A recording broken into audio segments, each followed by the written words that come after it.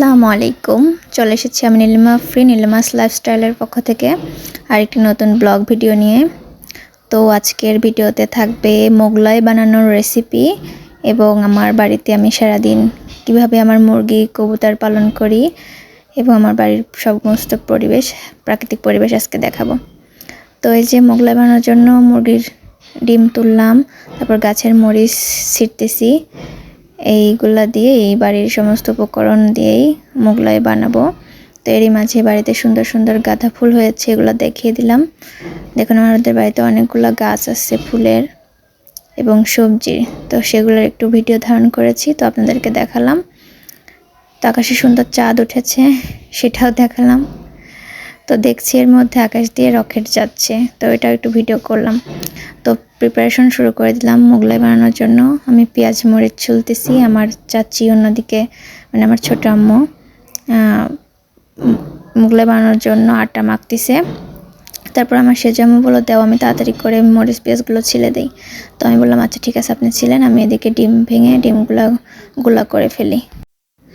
তারপরেই তো তিনি সব কিছু মরিচ টরিচ কোটাকাটি করে মরিচ পেঁয়াজ ভালো করে মেখে তার মধ্যে দিয়ে দিলাম হচ্ছে রাঁধুনি মশলা।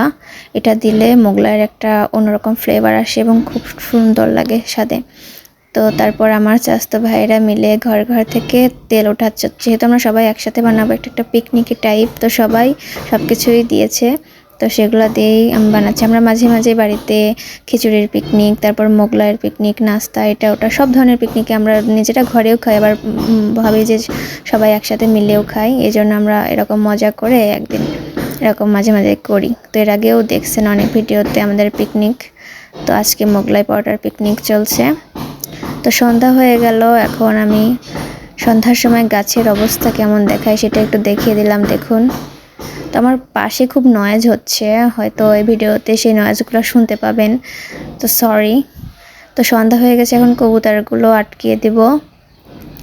কবুতরগুলো ঘরে উঠে গেছে, মুরগিগুলোও ঘরে উঠে গেছে, এখন এদেরকে আটকিয়ে দিব। তারপর আমি মোগলাই বানাতে বসবো। তো আমার চাচি এদিকে আটা মেখে রাখছে, এখন হচ্ছে এগুলো আমি ডো বানিয়ে মোগলাইয়ের শেপ দিয়ে ভাজবো। তো দেখুন এই মোগলাইয়ের মধ্যে মরিচ পেঁয়াজ লবণ হলুদের গুঁড়া আর হচ্ছে মশলা রাঁধুনি মশলা আর ধনিয়া পাতা দিলে অনেক টেস্ট হয়। এগুলো দিয়ে মেখে ডিমটা সুন্দর করে মেখে রাখছি। তো ডিমটা একটু আমাদের আগে মাখা হয়ে গেছিলো, এই জন্য ডিম থেকে পানি বের হয়ে গেছিলো। তো ডিমটা আপনারা চেষ্টা করবেন মোগলাই বানানোর যখন শুরু করবেন তার আগে।